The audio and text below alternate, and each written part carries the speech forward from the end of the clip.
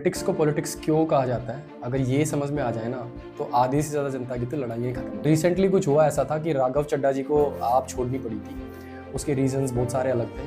Party कुछ claim कर रही थी और वो कुछ और बता रहे थे। कुछ टाइम पहले आपने उनको प्रोटेक्शन देने से मना कर दिया था और वहीं पे ही बीजेपी आई बीच में कि यार अगर आप इसको फंड नहीं कर सकती तो कोई बात नहीं, इसको बीजेपी फंड कर। अब ये सब चीज़ें चल ही रही थी और इसी बीच आज न्यूज़ आती है कि राघव चड्ढा ने बीजेपी ज्वाइन कर। तो ये वही राघव चड्ढा है जो बीजेपी के अगेंस्ट खड़े होकर बोल रहे थे। बीजेपी के अगेंस्ट खड़े होकर इन्होंने बहुत अच्छे काम भी किए।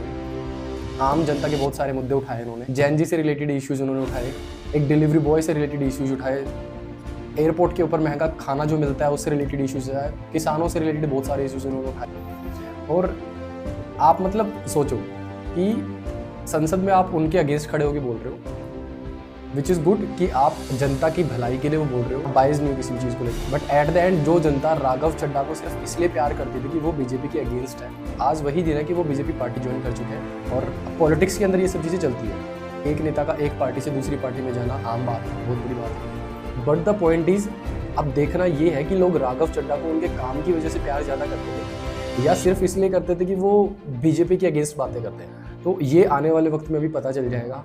और भाई अपनी लड़ाइयाँ जो ग्राउंड लेवल पे आप लोग लड़ते रहते हो, ये बीजेपी है, ये कांग्रेस है, सब छोड़ दो कि कोई भी नेता आज इस पार्टी में है, कल उस पार्टी में होगा। वोटर को एक राइट टू डिसीजन है कि वो अपना नेता खुद चुन सकता है। तो वैसे ही किसी भी नेता को लाइक या डिसलाइक करना सिर्फ इस बिहाफ पे शुरू करो कि यार वो काम कैसा कर रहा है, कि सिर्फ इस बिहाफ पे कि भाई वो कौन सी पार्टी से है।